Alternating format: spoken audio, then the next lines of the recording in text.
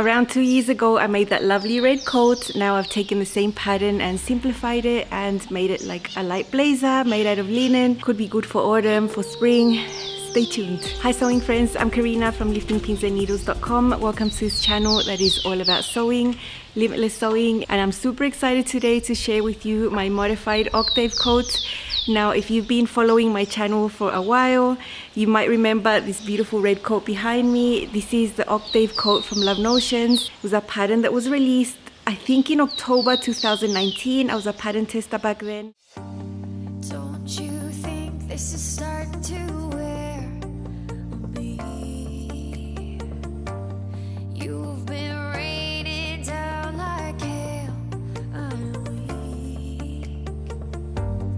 I have tried to give you my soul, but you can't love something you own. It's too late. And I was able to complete one of my dreams, which was to have a red coat. It's a great day to get an awesome coat pattern like this one. Also, I did announce that Love Notions was going to have a site-wide sale. If you've missed that announcement, I'm just repeating it now so you can go and have a look at the patterns and see which ones you'd like to get. The huge Love Notions 40% off site-wide sale starts Monday. That means it's today and goes through the 22nd. That's Monday through Friday this week. Every single pattern will be 40% off, except for the latest pattern, which is the Arlington top. This is one of the ones I made, but in a summer version. Yeah, so this pattern's not included in the sale, but all of them are. I'll leave you my playlist down below with all the Love Notions projects I've made. They are a lot. You can get a lot of inspiration from there, and expect a few videos from me this week with a lot of fun projects that I've been planning for a while. I'm really excited about those, so make sure you're subscribed to the channel and get notifications so you don't miss out when these come up this week. I hope you enjoy browsing at all the patterns from Love Notions. You're going to find patterns for the whole family here. Of course, my affiliate link is down below. As always, you can purchase through there, and that is one way you can support my work. I make a little commission from there, and it doesn't cost you anything extra. I already have a full pattern review and a lot of the sewing to make that red coat back there. If you haven't seen that, you will get a lot of information from there. Now, at the back of my mind, I always wanted to revisit this pattern but modify it slightly. I just really can't stop smiling because what I've created this time is totally different. I'll give you a summary about the Octave coat. This pattern is easier to sew than other coat patterns that you might see around. It has a one-piece sleeve. On the neckline, you can either do a shawl collar or a version with a hood. It's like a shawl with a hood. It crosses over. It's not meant to hit in the middle, so there is a crossover there, and you can close your coat either with one button or two buttons, or you can put a belt made out of the same fabric that you're using for your coat. It's meant to hit mid-thigh around there. It's like a shorter coat. It's not a longer coat, and it's fully lined. The technique to sew in this shawl collar is the easiest one you could ever do. It's very similar to what you do with cardigans, where you just have a long, huge piece that you sew onto the neckline all the way around. It's not the traditional shawl collar that has corners that you snip in. Very different to that, so it's really easy to put together. It's designed for woven fabrics or some technical fabrics that don't have much stretch, like fleece. I know some people have made this out of really heavy sweater knit materials, so it's meant to be made with those types of fabrics. I wouldn't want to make this in a stretchy material at all. This collar piece or this area is interfaced to keep the structure there, and if you were making this out of a heavy sweater knit, I would also interface that. You can make it fully lined, and there's instructions for that, or you can make it unlined. Love Notions has already hosted a full-on sew-along for this pattern. A lot of resources on the website for you to be able to make it really easily, along with a video I made in the past. My red one is made out of a medium weight wool suiting material. It's a wool blend suiting material. It's very nice. It's not heavy. I don't need a heavy wool coat here. It never gets that cold. So I was able to make a coat anyway. And it's just so nice. The wide lapels, they hang so nicely. I lined it with red fabric inside. I have a button option, and in my video I show you specifically how to put all this together, because there's a princess seam, there's a little corner there, and then the pockets. And the way that this is drafted is really interesting, really different to what you see in other patterns. Not hard at all. So if you want to see how to put all of this together, head over to the video I made in 2019. I filmed it in a lot of detail with a yellow fabric, so you can really see what's going on here. It's really fun to put together. There's a center back seam for shaping. And I cheated last time. I made mine a lot longer than the original. I believe I added 9 or 10 inches to the shorten and lengthen line so that this would hit mid-knee, because I like my coats to be a tad longer than the dresses that I wear that are all above the knee. So that is my long red coat version. I really love it. The Octave Coat comes in sizes extra small to 5X. Last time I made a size large. I can still wear it. I have gained weight since then, and I feel that it's slightly fitted around this area, mainly around the upper chest, the bust area. Down below I feel it's fine. So this time, to make my second version, I reprinted the pattern all over again. I used a size extra large with a regular bust option. There is a full bust option here. There is a nice amount of ease added into the coat. You can't have a skin tight coat because you're meant to be wearing things underneath, right? So you have from 3 to 6 inches of ease at the bust, around the same at the hips, and a little bit more at the waist. If you live in extremely cold weather, I know that there's a possibility where you interline each of the pattern pieces with specialized materials that will give it an extra layer of thickness in there. Sometimes those materials are slightly padded and voluminous. So if you're wanting to do that with your coat, I would suggest you size up. Just go up a size completely, because your coat will end up being thicker in general, and that makes the space inside smaller. If I'd made that same size large with extra layers inside, I would have ended up with really tight upper back and chest and all of those things. So if you want to consider doing that, size up. I'm not doing that. I don't need extra things inside my coat to keep me warm. I need the opposite. So this time I decided to make a linen version. It's a gray linen. It's super boring, but I know I'm going to be able to wear it a lot. I also decided to do some top stitching, and the most important change for this one was that I wanted to use a free add-on piece that was created when the sew along was happening. Instead of the shawl collar having that rounded lapel, it has a wider lapel that finishes in a 90-degree angle. I really wanted to make that. So I will leave you a link down below to this add-on. You just click on that link and it'll take you straight. You can download it immediately. So check down below so you can download your wide lapel piece if that's something that you like. I know I always like things like that, so I wanted to do that version. I also wanted to make mine a lot shorter this time. So with that one, I added about 9 to 10 inches. Now I took away 4 inches, and I wish I'd taken 5 or 6. And I might go in there again and make it shorter a little bit later, not right now. It would be an easy fix.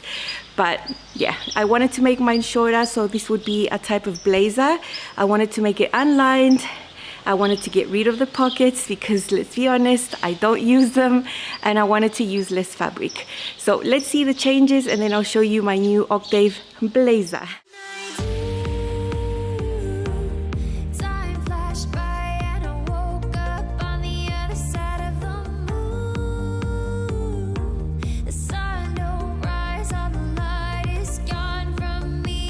These are the general pieces that I need. These two are the ones that are going to form the front. I've modified them to not have the pockets, but I will still have that princess seam and that pivot area and then that horizontal seam. So this, in the original version, would have had a pocket piece that goes like this, and the side piece would have had another pocket piece that went down like that. So all I did was fold away that pocket from the pattern piece. It's really easy to modify. This is like the two front pieces look originally. That little shape there is the pocket bag. That little shape is the pocket bag. These go sewn on like this, and that's how you have a seam there, pivot, you go around the curve of the pocket, you pivot there, and then you do a little snip, and then this part of the princess seam gets twisted and then ends up being sewn onto there. So one way to simplify that is just to get rid of these pocket bags.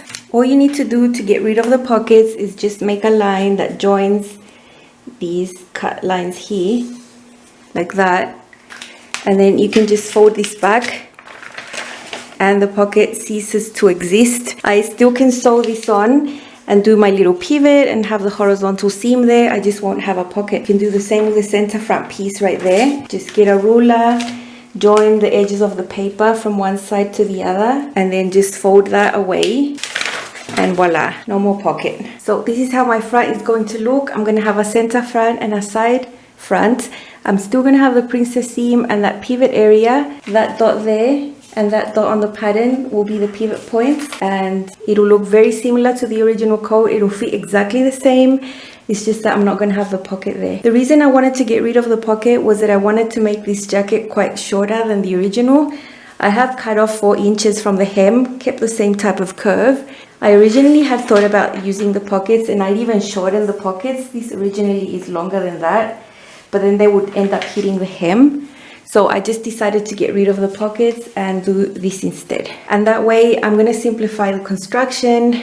It'll look very similar, it just won't have the pocket entrance right there. Plan to top stitch that, highlight it like something nice. This is the back, does have a center back seam right there. And over here you can see part of the sleeve. There's nothing special with the sleeve, it's just a one-piece sleeve, very simple. Now I'll show you the wide lapel pieces. So the normal shawl collar would have been very similar to this, and I drew in blue what the shape would have been of the original, just rounded like this.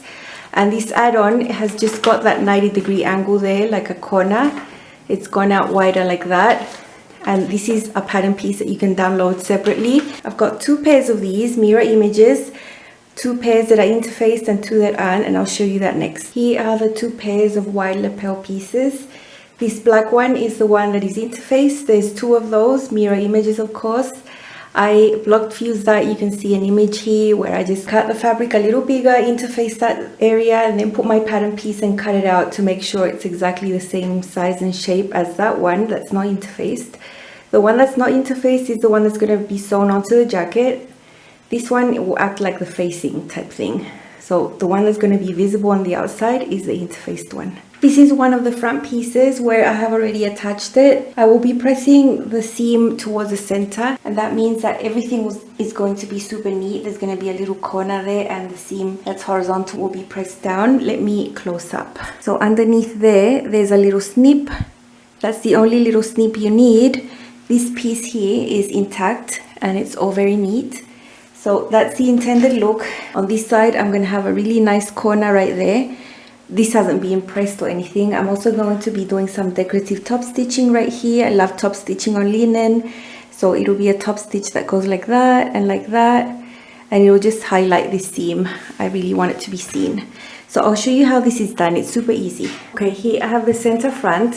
This is the wrong side of the fabric. And here I have my smaller lateral piece. I have the wrong sides of the fabric facing up on both. And on this corner of the center front, this bigger piece has a long section up here.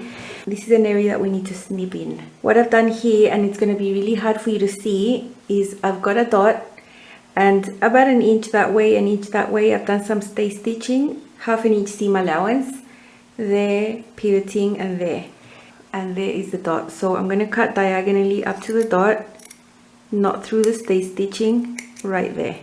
Now what needs to happen is keep the small piece at the back and the area where we snipped at the front, and we are going to align this dot that has been snipped right there with the dot on this other piece right there.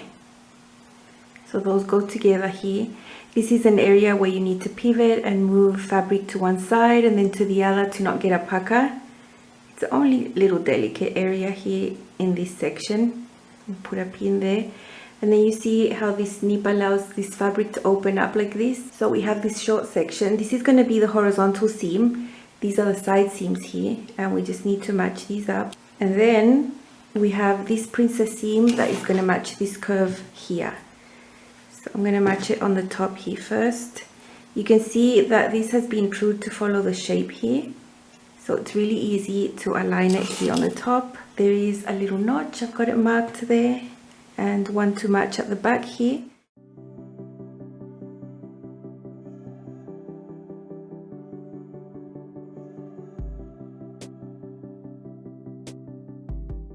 Okay, and there we have it. I'm going to be sewing like this. Remember that dot there is where we pivot, and then we go up for the princess seam. So I'm starting here on this horizontal seam that's smaller first. And here we have this area where it needs to be super precise. Right there. Take out that pin. Move everything this way. Move all this fabric out of the way. And the next stitch needs to come into clean fabric with no puckers. Just Just make sure that happens. I like to hand crank that first one just to make sure. And now we can keep going up the princess seam.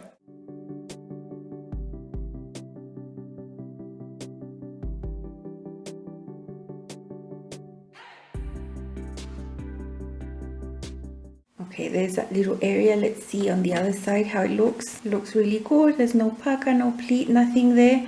So now I'm just going to go ahead and serge this. You've already seen the other one that was completed. So I'll just tidy that up and then I'll go ahead and top stitch.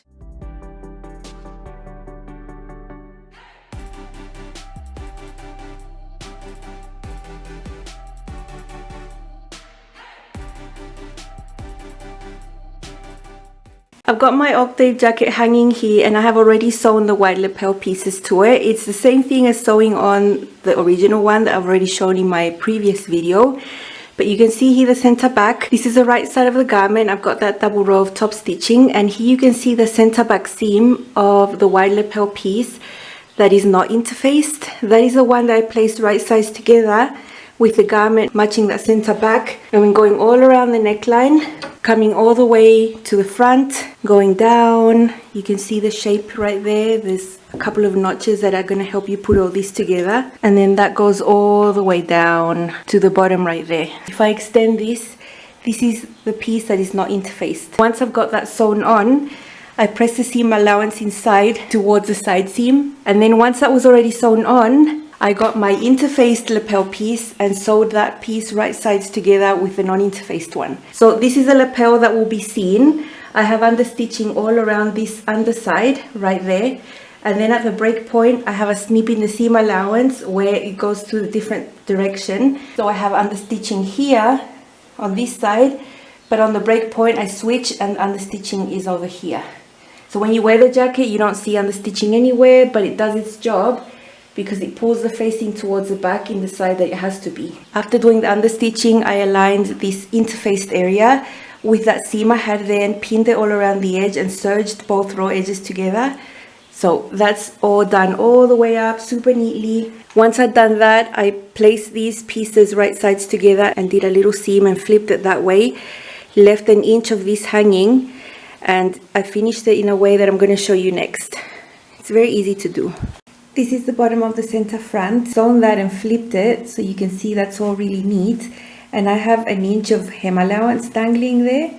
So all I'm going to do now, wrap this over like that and then sew it. From here I can see the same seam allowance I was using up here when I attached these pieces. So I'm just going to give that a straight stitch like this. And what happens, then you just flip it like that.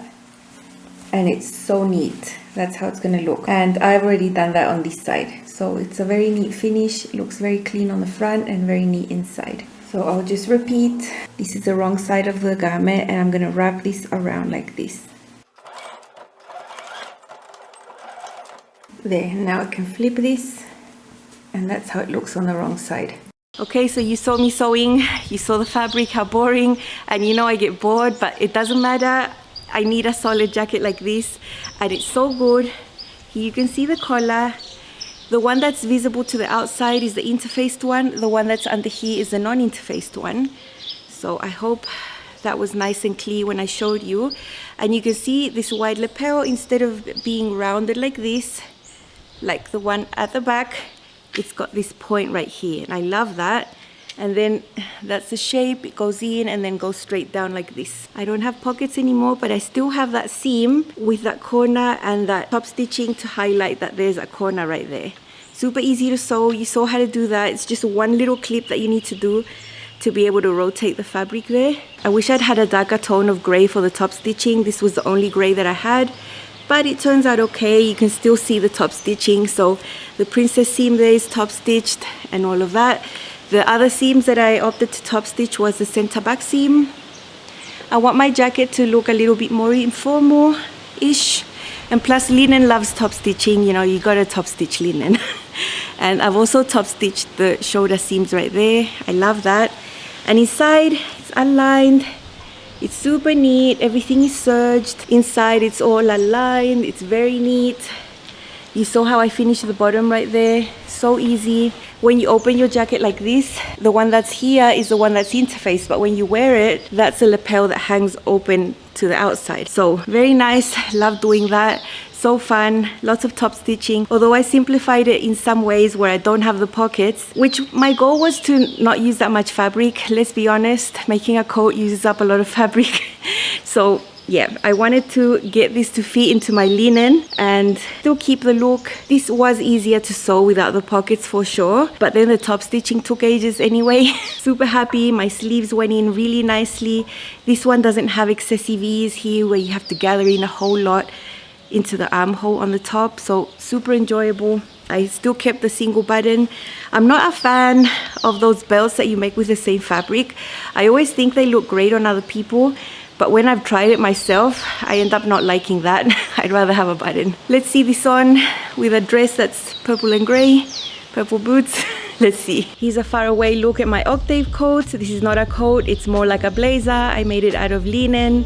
It's gray, it's shorter than the original Octave coat by about 4 inches. I don't have the pockets in this version, but I still have that side front piece with some top stitching from the princess seam down. There's a little corner, I'll show you that up closer. This one has the wide lapel option, which is a free add-on that you can find for the Octave coat. The original is just a rounded shawl collar. This one has a 90-degree angle. I really like this one. Up closer you can see the length. I've got a lighter gray tone of top stitching here all around these areas. I was careful to be precise in this corner. I really enjoy that on the front. I've also got some top stitching on the back center seam.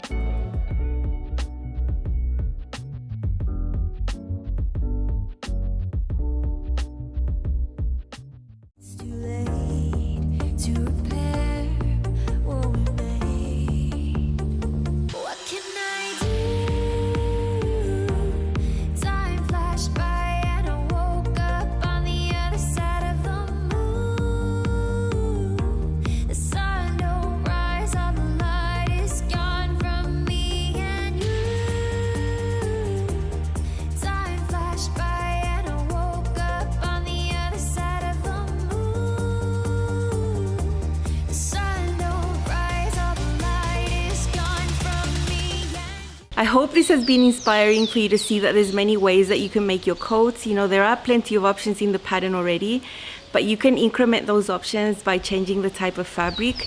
And that wide lapel add-on is gold. I love it. I love it, love it, love it. I would like to make this pattern again for sure. It's a pattern that doesn't take much effort or stress or anything like that. So quite nice to sit down, relax and make it up, and it's super wearable. Really enjoy my gray linen one that I know I'm going to be able to wear when it's not too cold, when it's not too hot. I really hope you try the Octave coat. It is a really lovely pattern, not too hard to put together at all. There's lots of resources here for you. My video along with the sew along that Love Notions has created, I'll leave everything linked down below. It's a great day to get it for a lot less. These are all patterns that you're really going to enjoy sewing and wearing. They are very wearable styles that you can just use every single day, and you can change the looks by changing the fabrics. There's always a ton of options in the patterns. I always think they're great value because you can make so many garments with one pattern and have a whole bunch of different looks. All the older patterns are going through a process and they're being updated slowly but surely to have the full size range up to 5X. Most of them have a full bust and a regular bust option as well, which is always really helpful. You can find patterns for the whole family there, so if you haven't taken your time to click and see through the website, I suggest you do. You'll be inspired. Have a look at the listing because all the tester photos are there and you can see how many people interpret the pattern. It's really always inspiring to see what other people do with it and then what you might like to do. Super fun. If you are not following me on Instagram yet, you might want to, because I'll be running a giveaway on my Instagram page. You can win a Love Notions pattern, and the winner from my giveaway will be entered into a grand giveaway where you'll be able to win either a sewing machine or a serger. If you want to follow me on Instagram, I post a lot of little things there and you can participate in the giveaways that I do there. I'll see you again with more sewing very soon. Bye.